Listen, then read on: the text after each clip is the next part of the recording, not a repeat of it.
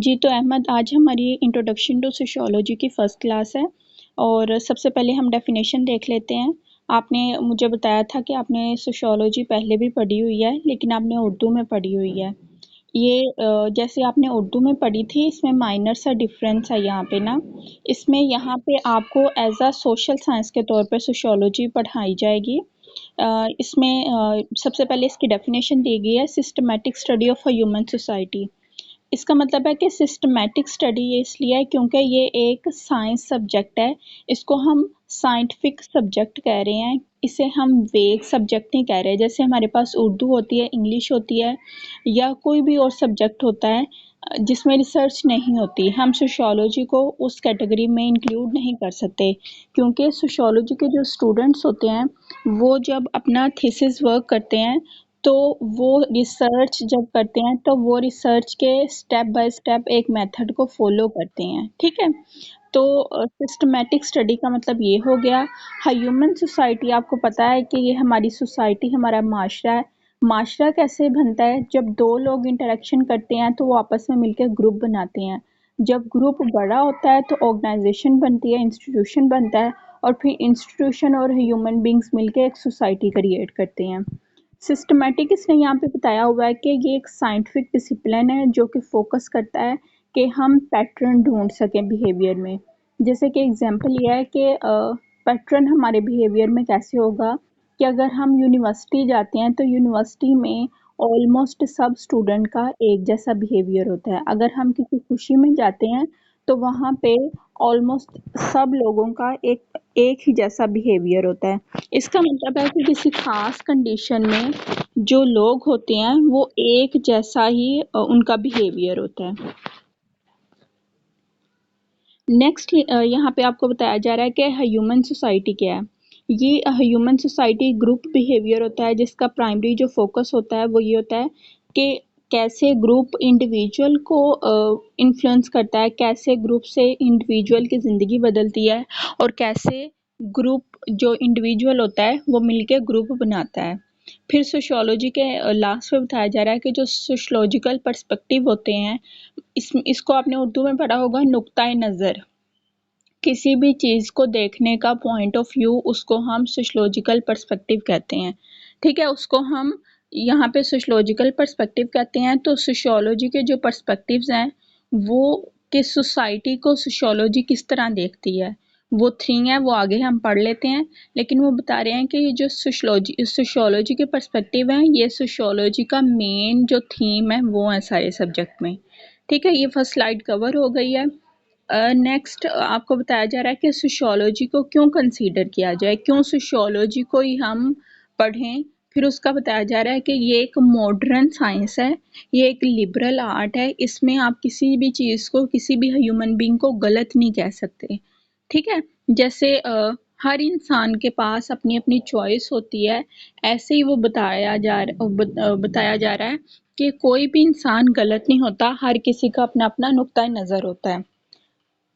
Well rounded as a person के मतलब इंसान की जो पूरी ज़िंदगी होती है ये उसको कवर करता है कि इंसान का अपनी फैमिली के साथ क्या रिलेशन है, अपनी सोसाइटी में उसका फ्रेंड्स के साथ क्या रिलेशन है, उसका पीयर ग्रुप कौन सा है, वो किन लोगों के साथ इंटरेक्ट करता है। फिर उसकी सोशल एक्सपेक्टेशंस कि उसके पास कौन कौन से स्टेटस हैं, उस स्टेटस को लेके उसके पास कौन कौन से रोल्स हैं जो उसको सोसाइटी में परफॉर्म करने हैं। जैसे for example as a lecturer, अगर मैं लाहौर लीड्स यूनिवर्सिटी में काम कर रही हूँ तो मेरी एक्सपेक्टेशंस क्या होंगी कि मैं टाइमली क्लासेस लूँगी, असाइनमेंट्स दूँगी, पेपर लूँगी, रिजल्ट बना के दूँगी। ये सारी मेरी सोशल एक्सपेक्टेशंस होंगी। मोर अप्रिसिएशन फॉर डाइवर्सिटी। डाइवर्सिटी का मतलब ये होता है, इसको दूसरे लफ्ज़ों में वैरायटी कहते हैं। मतलब आप बाज़ार जाते हो, बाज़ार जाके अगर आपने कोई एक सोप लेना है या आपने कोई एक सर्फ़ लेना है, आप शॉपकीपर से कहते हो कि मुझे सर्फ़ दिखा दें कपड़े धोने के लिए। वो आपको डिफरेंट ब्रांड्स के डिफरेंट प्राइसेस में बता देता है कि ये सर्फ़ है। इसका मतलब है कि वो डाइवर्सिटी है, वो आपको वैरायटी दिखा रहा है कि आपके पास कितनी डिफरेंट चॉइसेस हैं। जैसे पाकिस्तान में अभी डाइवर्सिटी कैसे है कि हम पंजाबी भी हैं, सिंधी भी हैं, बलोची भी हैं, पठान भी हैं, सारी सोसाइटी के जो लोग हैं वो एक साथ कहीं ना कहीं मिल जाते हैं। जैसे लाहौर में बहुत से लोग जॉब के लिए आते हैं, बहुत से लोग पढ़ने के लिए आते हैं, ठीक है। डिफरेंट लोगों ने अपना इसे घर बनाया होता है यहाँ पे लाहौर में। तो वो ये डाइवर्सिटी बड़े बड़े शहरों में हमें मिलती है। नेक्स्ट है ग्लोबल विलेज। ग्लोबल विलेज का मतलब यह है कि जो सोशियोलॉजी के पर्सपेक्टिव्स हैं, जो सोशियोलॉजिस्ट होते हैं वो सारी दुनिया को कवर करते हैं और सारी दुनिया के सोशल इश्यूज को स्टडी करते हैं। उनके लिए दुनिया एक छोटा सा गाँव की जैसा है। नेक्स्ट है डोमेस्टिक सोशल मार्जिनैलिटी, कि जो डोमेस्टिकल हमारे जो इश्यूज होते हैं उस उनको हम सोशियोलॉजी में कैसे एज अ सोशल मार्जिनैलिटी के तौर पे कवर करते हैं, ये सोशियोलॉजी का मेन कंसर्न होता है। नेक्स्ट वो आपको बता रहा है कि ये हमारे लाइफ के चांसेस को इंक्रीज कर देता है। मतलब आपको पता चलता है सोशियोलॉजी में कि अगर आप सोसाइटी में एज अ सोसाइटी का पर्सन रह रहे हो तो आपके पास कौन कौन से स्टेटसेस हैं और आपके पास कौन कौन से रोल्स हैं, आप कौन कौन से राइट्स अचीव कर सकते हो। इसलिए सोशियोलॉजी को इस ये कहा जा रहा है कि ये आपकी ज़िंदगी के चांसेस को इंक्रीज कर देता है। फिर माइक्रो और मैक्रो अंडरस्टैंडिंग बता रहा है कि मतलब किसी भी सोशल फिनोमिना की हमारे पास दो तरह की अंडरस्टैंडिंग होती है, वो माइक्रो होती है और एक मैक्रो होती है। माइक्रो का मतलब होता है छोटी और मैक्रो का मतलब होता है बड़ी। ये इसके एग्जांपल मैं आपको ऐसे दूंगी। फॉर एग्जांपल अगर आपने लाहौर को विजिट करना है तो माइक्रो लेवल पे आप कैसे विजिट करोगे, आप बाय कार करोगे या बाय मोटरसाइकिल करोगे, मतलब बाय रोड आप लाहौर की एक छोटी छोटी गली भी देखोगे जब आप माइक्रो करोगे। लेकिन जब आप मैक्रो करोगे तो आप किसी भी एयरप्लेन से लाहौर को विजिट करोगे। अब एयरप्लेन में आपको छोटी छोटी गली नहीं नज़र आएगी, कोई भी ट्री नज़र नहीं आएगा। जबकि माइक्रो में हम छोटे से छोटे सोशल फिनोमिना को भी देखते हैं और मैक्रो में हमारे पास वो फिनोमिनाज होते हैं जो हमें ऊपर से नज़र आ रहे होते हैं, मतलब जो ज़्यादा मेजर्स होते हैं। नेक्स्ट है इंक्रीज सोशल पोटेंशियल्स। मतलब ये सोशियोलॉजी हेल्प करता है अपने इंडिविजुअल्स की कि जो उनका पोटेंशियल है, जो उनका इंटरेक्शन है, जो उनके रिलेशंस हैं वो उनको पॉजिटिवली इंक्रीज कर सकें, उनको ये दिखा सकें कि वो किन किन रिलेशन के साथ इन्वॉल्व हैं और उन रिलेशंस को लेके उनके कौन कौन से रोल्स हैं जो उनको परफॉर्म करने हैं। नेक्स्ट स्लाइड पे चलते हैं। फिर बताया जा रहा है सोशियोलॉजी का अदर सोशल साइंसेस के साथ क्या कंसर्न है, क्या रिलेशन है। ये सोशल साइंसेस का ऊपर आपको डेफिनेशन दिया है कि ये वो डिसिप्लिन्स होते हैं जो कि ह्यूमन बिहेवियर को स्टडी करते हैं, इंस्टीट्यूशंस को स्टडी करते हैं और फंक्शंस को स्टडी करते हैं सोसाइटी के एक साइंटिफिक तरीके से। जैसे आप देखें कि हमारे पास दो तरह के सब्जेक्ट होते हैं, एक नेचुरल साइंसेस जिसमें हमारे पास बायो आती है, फिजिक्स आती है, केमिस्ट्री आती है। जबकि एक सोशल साइंसेज होती हैं जिसमें हमारे पास सोशियोलॉजी आती है, सोशल वर्क आती है, इकोनॉमिक्स आती है, स्टैट आती है, ठीक है। इन सोशल साइंसेस में हमारा जो मेन कंसर्न होता है वो इंडिविजुअल पे होता है, वो ह्यूमन सोसाइटी पे होता है, ठीक है। लेकिन जो बायोलॉजिकल साइंसेज होती हैं इनका जो मेन कंसर्न होता है वो बायो पे होता है, मतलब इंसान की बॉडी पे होता है। उनका कोई भी मेन कंसर्न सोसाइटी के साथ नहीं होता। ये इन दोनों बायोलॉजिकल साइंसेज और सोशल साइंसेज में डिफरेंस है। सोशियोलॉजी का फिर बताया गया है कि ये ह्यूमन सोसाइटी सोशल बिहेवियर को और सोशल इंटरेक्शन और सोशल फिनोमिना पे कंसर्न करती है। इसका जो मेन फोकस होता है वो ह्यूमन सोसाइटी पे होता है। ह्यूमन सोसाइटी के अंदर हमारा इंटरेक्शन हो रहा होता है, हमारे इस इंटरेक्शन को लेके फिर सोशल इश्यूज और सोशल फिनोमिनास भी क्रिएट हो जाते हैं। फिर उनको जो सॉल्व करना, उनका सलूशन निकालना, उनसे निकलना, ये सोशियोलॉजिस्ट का मेन कंसर्न होता है।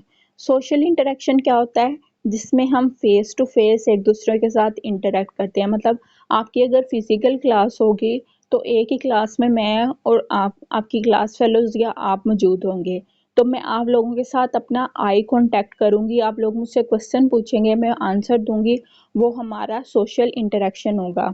एक ऐसा इंटरेक्शन, एक ऐसी बातचीत होती है जिसमें दो लोग एक दूसरे को इन्फ्लुएंस करते हैं, दो लोग एक दूसरे को सवाल और जवाब करते हैं। सोशल फिनोमिना का बताया हुआ है कि कोई भी ऐसा हमारा सोशल इशू जिसे हम ऑब्जर्व कर सकें और जो सोसाइटी की एक लार्ज कम्युनिटी को नेगेटिवली इफेक्ट कर रहा हो उसको हम सोशल फिनोमिना कहते हैं। नेक्स्ट एंथ्रोपोलॉजी की डेफिनेशन बताई हुई है। एंथ्रोपोलॉजी सोशियोलॉजी की माइनर से एक ब्रांच है, ठीक है।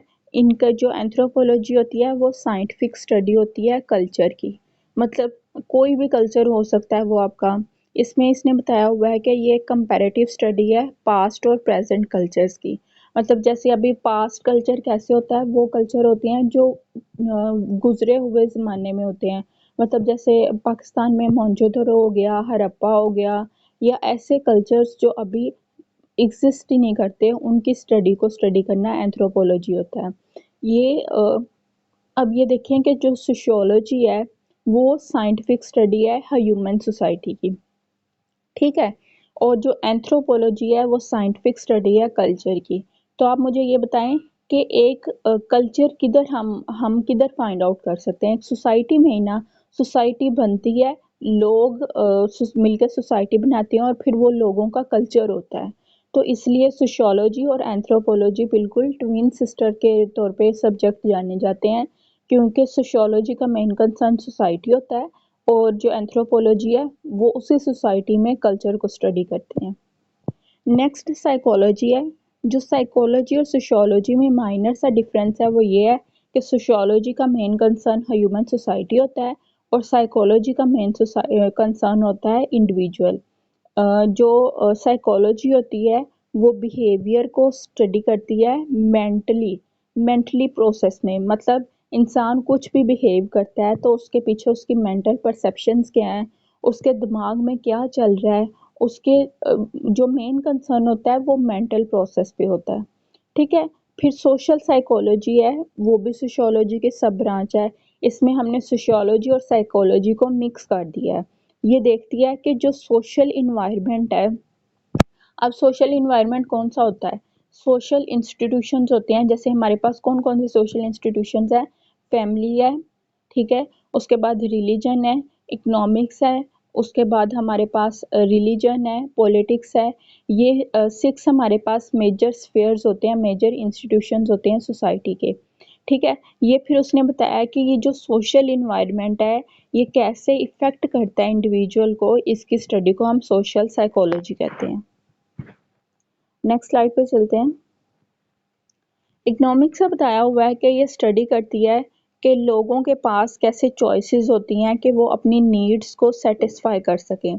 मतलब जो इकोनॉमिक्स है इसका जो मेन कंसर्न होता है वो ये होता है कि पैसा किधर से आ रहा है, ठीक है। इसकी डिस्ट्रीब्यूशन किधर से की जाए और कैसे हम इसको एक्सपोर्ट और इंपोर्ट कर सकते हैं। कि लोग कैसे पैसे की वजह से, जैसे मैंने आपको एग्जांपल दी थी कि डाइवर्सिटी की एग्जांपल दी थी कि अगर हमारे पास पैसे हैं, हम शॉपकीपर के पास जाते हैं, वो हमें वैरायटी दिखा देता है।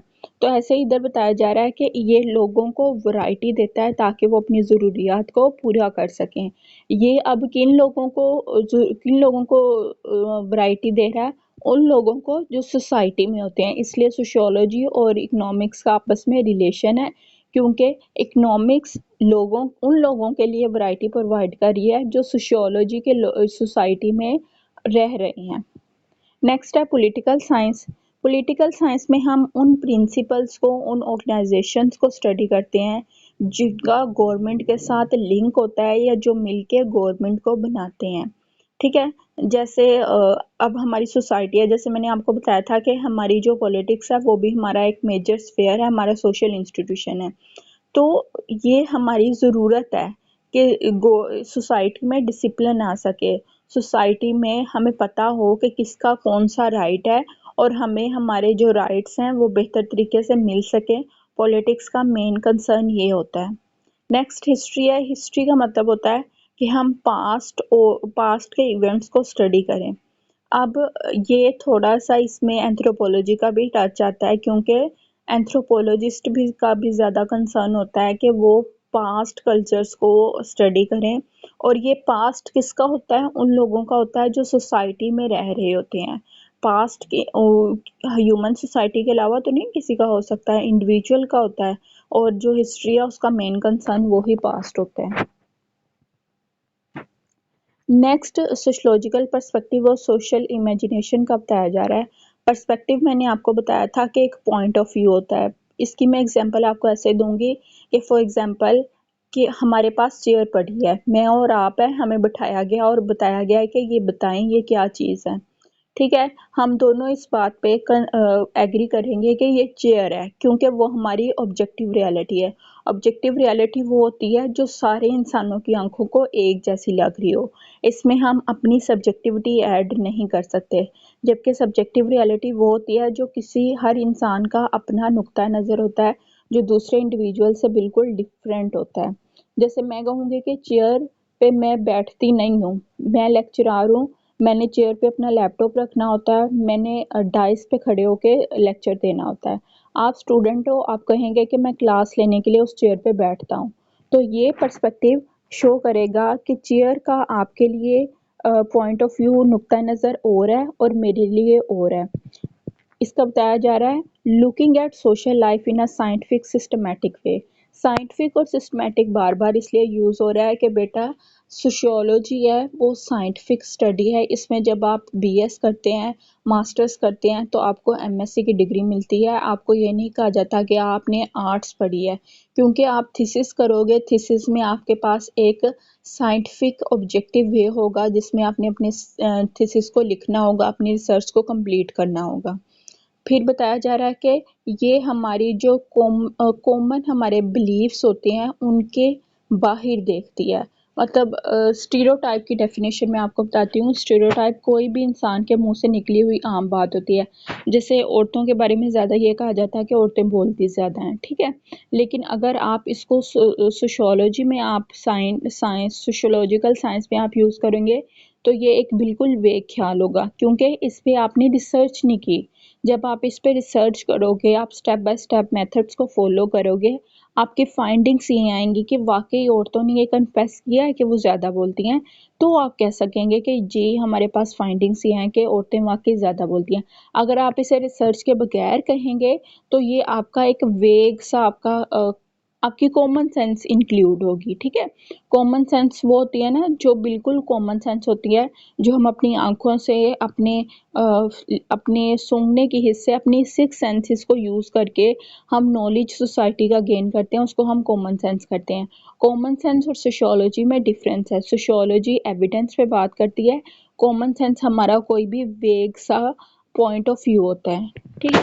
नेक्स्ट आपको बताया जा रहा है कि ये पैटर्न्स को फाइंड आउट करता है। कि मतलब पैटर्न्स का तरीका है ये है कि जो इंडिविजुअल है वो ख़ास किस्म की सिचुएशंस में उनका जो बिहेवियर होता है उसको हम प्रिडिक्ट कर सकते हैं। क्यों प्रिडिक्ट कर सकते हैं? क्योंकि ह्यूमन नेचर एक जैसी है और इंसान 19 टू 20 एक ही जैसा बिहेव करते हैं।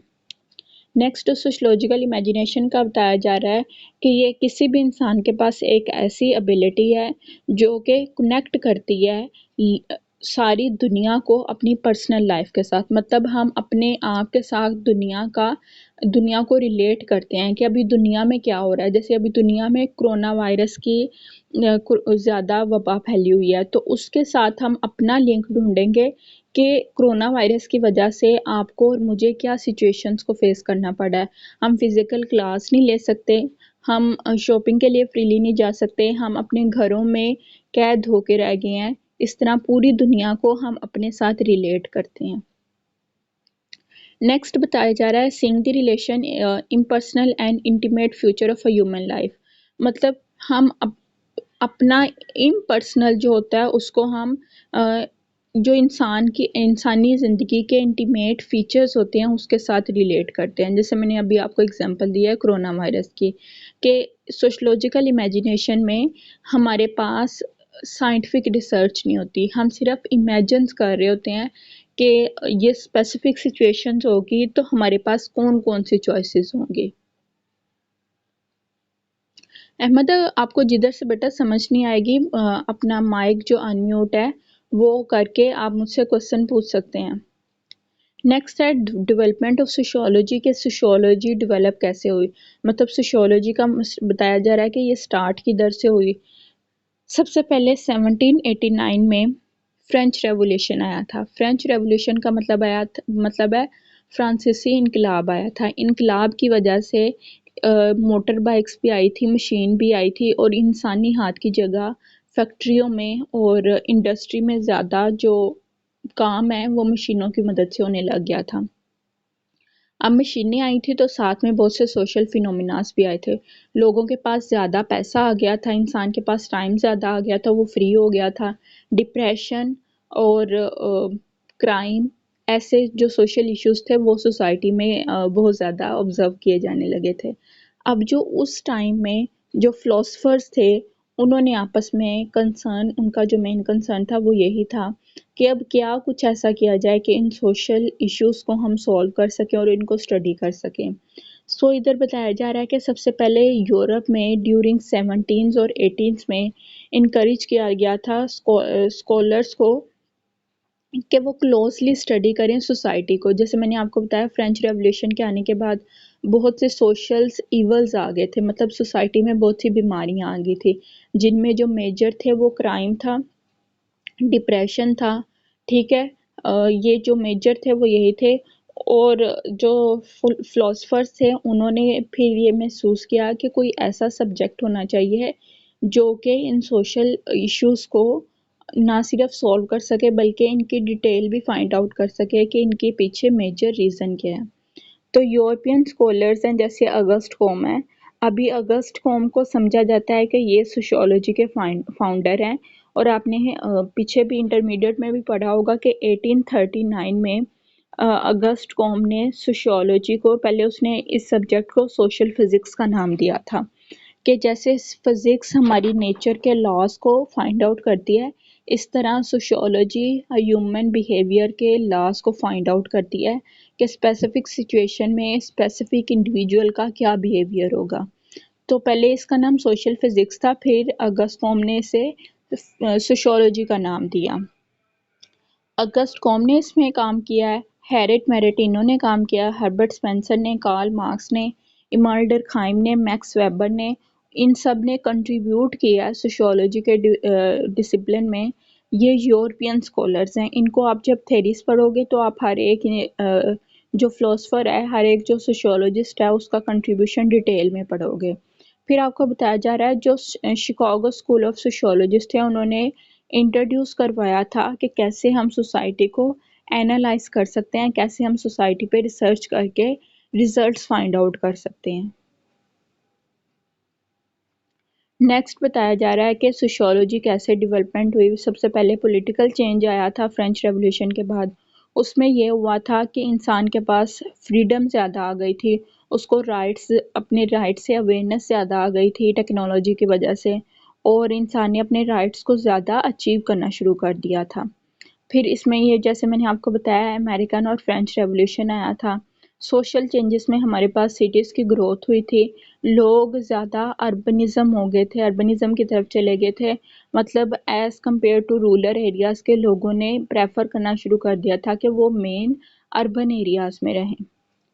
फिर हाउसिंग शॉर्टेज हो गई थी, जैसे कि मैंने बताया कि रूरल से लोग उठ के अर्बन की तरफ आ रहे थे, तो वहाँ पे जगह कम होने की वजह से लोगों के पास रहने की सहूलियात कम हो गई थी, क्राइम बढ़ गया था, पॉपुलेशन इंक्रीज हो गई थी। इकोनॉमिकल चेंजेस क्या आए हुए थे, इंडस्ट्रियल रेवोल्यूशन आया था जिसमें इंडस्ट्री में इंसानी हाथ की जगह मशीनरी ने ले ली थी। और दूसरा है कि जो हमारे सिटीज़ थे उनकी ग्रोथ हो गई थी। जैसे लाहौर, पहले इतना लाहौर नहीं था जितना अब लाहौर बन गया है। ठीक है, डिफेंस पहले लाहौर में इंक्लूड नहीं था क्योंकि डिफेंस का पहले तो नामो निशान ही नहीं था। ऐसे ही वो बताया जा रहा है कि रेवोल्यूशन के बाद जो हमारे सिटीज़ थे वो भी बड़े होते जा रहे थे। नेक्स्ट बताया जा रहा है कि ये जो यूरोपियन स्कॉलर्स, पीछे मैंने आपको नाम बताए हैं, इन्होंने क्या क्या काम किया। अगस्त कॉम का बताया जा रहा है कि इसे फाउंडर कंसीडर किया जा सकता है, इसने सोशल ऑर्डर और सोशल चेंज पे बात की है। मेरेंटिनो का बताया जा रहा है कि इसने रिव्यू किया था लाइफ को यूनाइटेड स्टेट में। मेरेंटिनो एक ब्लैक सोशोलॉजिस्ट था। जैसे पाकिस्तान में तो रेस के ज़्यादा जो हमारे पास रिज़ल्ट है वो नहीं है। वो इसलिए नहीं है कि आप सल्लल्लाहु अलैहि वसल्लम ये कह के गए थे कि मुसलमान के नज़दीक किसी काले को किसी गोरे पे कोई फजीलत हासिल नहीं है। अल्लाह ताला देखेंगे हमें हमारे तकवे के साथ। लेकिन आपने देखा होगा कि यूरोपियन कंट्रीज़ ख़ास तौर पे अमेरिका में काले और गोरे में बहुत डिफरेंस किया जाता है। गोरों को ज़्यादा राइट्स हैं एज़ कम्पेयर टू ब्लैक के। तो जो मेरेंटिनो था वो भी एक ब्लैक सोशियोलॉजिस्ट था। इसने लाइफ को रिव्यू किया था। इसने अमेरिका में देखा था कि जो वाइट हैं उनके पास कौन कौन से हकूक़ ज़्यादा हैं एज़ कम्पेयर टू ब्लैक के। फिर इसने इम्प्रूव किया था सोसाइटी को। इसने सॉल्यूशंस दिया था कि ये कैसे रेस के ऊपर रेस के जो इन्फ्लुएंसेस हैं उसको कम कर सकते हैं। इसने ट्रांसलेट किया था अगस्ट कॉम के काम को। फिर वह हर्बर्ट स्पेंसर ने कहा था कि इंसान जो सोशियोलॉजी है ना वो बिल्कुल एक इंसान के जिस्म की तरह है। जैसे हमारे हाथ पाँव आपस में जुड़े हुए हैं इसी तरह सोशियोलॉजी के जो मेन इंस्टीट्यूशंस हैं जिनके नाम मैंने आपको पहले भी बताया, जैसे फैमिली है, रिलीजन है, पॉलिटिक्स है, रिलीजन है, हमारे पास फैमिली है, इकोनॉमिक्स है, मिलिट्री है, हेल्थ है। ये 6 जो इंस्टीट्यूशंस हैं ये आपस में इसी तरह जुड़े हुए हैं जिस तरह हमारी पूरी बॉडी आपस में जुड़ी हुई है। अगर किसी एक इंस्टीट्यूशन में हमारे पास कुछ खराबी आ जाती है तो सारे इंस्टीट्यूशन उसकी वजह से नेगेटिवली इफ़ेक्ट हो जाता है उन पे। फिर इसने हेल्प किया था कि इंसान जो है सोशल डार्विनिज़्म है, कि मतलब इंसान अपनी ज़रूरियात, इसने इंसान को नाम दिया था सर्वाइवल ऑफ द फिटेस्ट, कि मतलब इंसान किसी भी सिचुएशन में फ़िट हो सकता है, वो अपनी ज़रूरियात खुद पूरी कर सकता है। कार्ल मार्क्स का बताया जा रहा है। कार्ल मार्क्स का मेजर जो काम था वो यही था। कार्ल मार्क्स ने कॉन्फ्लिक्ट को फाइंड आउट करने की कोशिश की थी कि किस तरह जो गरीब हैं वो अमीरों के हाथों इस्तेहसाल हो रहे हैं। जो अमीर हैं वो गरीबों को पे कम देते हैं और काम ज़्यादा करवा लेते हैं। फिर इसने ये कार्ल मार्क्स का जो ख्याल था वो ये था कि जो इकोनॉमिकल इम्बैलेंस है, जो मैंने अभी आपको बताया है कि गरीब और अमीर का फ़र्क है, ये इससे एक बड़ी लड़ाई होगी, एक बड़ा कॉन्फ्लिक्ट होगा सोसाइटी में। नेक्स्ट आपको बताया जा रहा है कि 3 रेवोल्यूशंस आए थे जिनकी वजह से जो सोशियोलॉजिकल इमेजिनेशन आए थे उनको हम क्रिस्टलाइज कर सकते हैं। ये 3 रेवोल्यूशंस कौन से थे ये भी देख लेते हैं। सबसे पहले साइंटिफिक रेवोल्यूशन, फिर है डेमोक्रेटिक रेवोल्यूशन और एंड पे इंडस्ट्रियल रेवोल्यूशन है। जो साइंटिफिक रेवोल्यूशन आया था वो 16th सेंचुरी में आया था। जो मैंने आपको अगस्ट कॉम का बताया, इसने लॉ ऑफ 3 स्टेजेस दिया था कि जिसमें पहले लोग यकीन करते थे कि सोसाइटी एक जादू है, मतलब कोई जादू कर रहा है तो सोसाइटी चल रही है। फिर लोगों में आहिस्ता आहिस्ता अवेयरनेस शुरू हुई और उन्होंने कहा ये जादू नहीं है, ये कोई एक ख़ास किसी एक बहुत बड़ी पावर है जो कि सोसाइटी को रन कर रही है। कि मतलब सूरज अपने टाइम पे आता है, चाँद अपने टाइम पे जाता है, ये कोई एक बहुत बड़ी पावर है। उस पावर को इन्होंने खुदाई फ़ौज का नाम दिया कि खुदा है जो कि इसको चला रहा है। चाहे मुसलमान हो वो अल्लाह को मान रहे हों या हिंदू हों वो बुतों के मान रहे हों, लेकिन वो कंसीडर यही करते थे कि एक बहुत बड़ी पावर है जो इसको चला रही है। जो फर्स्ट स्टेज थी वो हमारी थियोलॉजिकल स्टेज थी, सेकंड स्टेज हमारे पास मेटाफिज़िकल थी और लास्ट स्टेज हमारे पास साइंटिफिक स्टेज थी। जो साइंटिफिक स्टेज थी उसमें ज़्यादातर हमने एविडेंस पे फोकस करना शुरू कर दिया था कि कोई भी अगर इंसिडेंट होता है उसका कोई ना कोई एविडेंस होता है। जैसे अभी हमारे पास कोरोना वायरस है, वो हमारे पास एक रियलिटी है, उसका एविडेंस हमारे पास क्या है, हॉस्पिटल्स में बहुत से लोग अपनी जानों के साथ खेल रहे हैं, ये उसका हमारे पास एविडेंस है। नेक्स्ट है डेमोक्रेटिक रेवोल्यूशन। इसमें हमारे पास जो था ह्यूमन एक्शन था, वो हमने देखा था कि वो कैसे सोसाइटी के साथ चेंज हो रहा है, कैसे हमारे पास साइंटिफिक रेवोल्यूशन के साथ और साइंटिफिक रेवोल्यूशन आने की वजह से कैसे हमारा पॉइंट ऑफ व्यू चेंज हो गया, हमने एविडेंस पे बात करना शुरू कर दिया, इंसान के अंदर शऊर आ गया है। इसी साइंटिफिक रेवोल्यूशन के बाद हमारे पास साइंटिफिक सब्जेक्ट आए थे फिज़िक्स, केमिस्ट्री और बायो। नेक्स्ट हमारा लास्ट है इंडस्ट्रियल रेवोल्यूशन जो कि 19th सेंचुरी में आया था। इन्होंने सोशियोलॉजिस्ट को इनका सब्जेक्ट दिया था। मतलब जैसे मैंने आपको पहले भी बताया, इंडस्ट्रियल रेवोल्यूशन का मतलब फ्रेंच रेवोल्यूशन है कि जिसमें इंसान ने तरक्की करना शुरू कर दी थी, मशीनरी आ गई थी, टेक्नोलॉजी आ गई थी और उसकी वजह से बहुत से मसाइल भी आ गए थे। नेक्स्ट बताया जा रहा है कि साइंस और कॉमन सेंस में क्या फ़र्क है।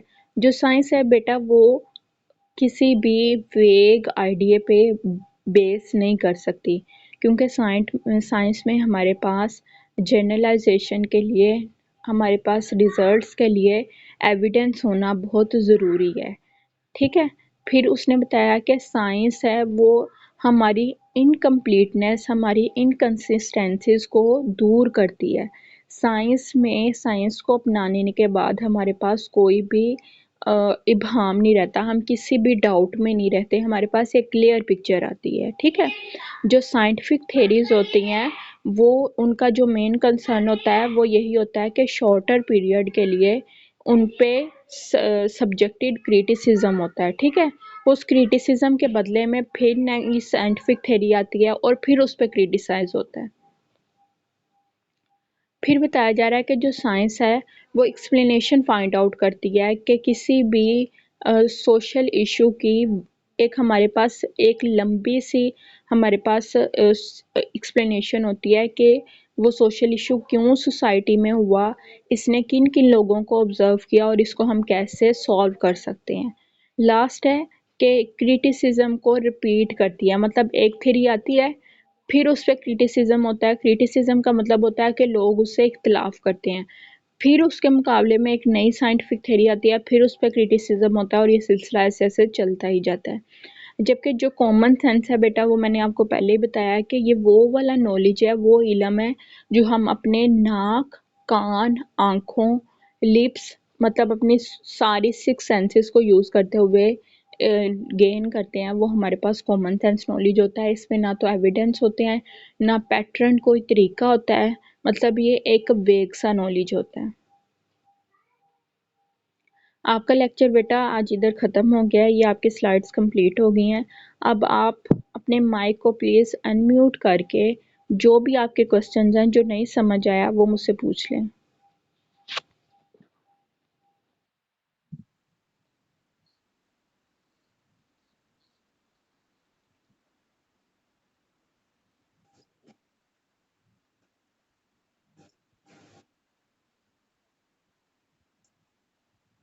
अच्छा, आपने ना अहमद परेशान नहीं होना, क्योंकि जो हमारा सेकंड लेक्चर है ना जो मैंने आपको अपलोड कर दिया हुआ है, जो अभी कल होगा, वो भी इंट्रोडक्शन पे ही है। ठीक है। इंट्रोडक्शन के बाद, हाँ जी, नहीं बेटा ये वो वाला लेक्चर है जो मैंने आपको सबसे पहले सेंड किया था। हाँ जी, ये वो लेक्चर है। अब कल जो है, हम कल जो मैंने सेकंड लेक्चर सेंड किया हम उसको डिस्कस करेंगे। जब तक आपको इंट्रोडक्शन समझ में नहीं आएगा मैं हम आगे नहीं चलेंगे। ठीक है। आपका इंट्रोडक्शन क्लियर होगा फिर मैं पर्सपेक्टिव्स की तरफ आऊंगी। ओके बेटा, थैंक यू, अल्लाह हाफिज। जी जी। बेटा मैं इसका लिंक यूट्यूब पे डाल के मैं इसका लिंक सेंड करूंगी, क्योंकि एज यूनिवर्सिटी के लिए प्रूफ के लिए मुझे इसे आपके एलएमएस पोर्टल पे भी डालना होता है। ठीक है, इसका लिंक। तो स्लाइड्स तो आपके पास ऑलरेडी है ना?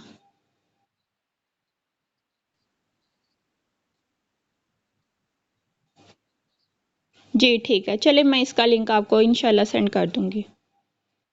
ओके बेटा, अल्लाह हाफिज़।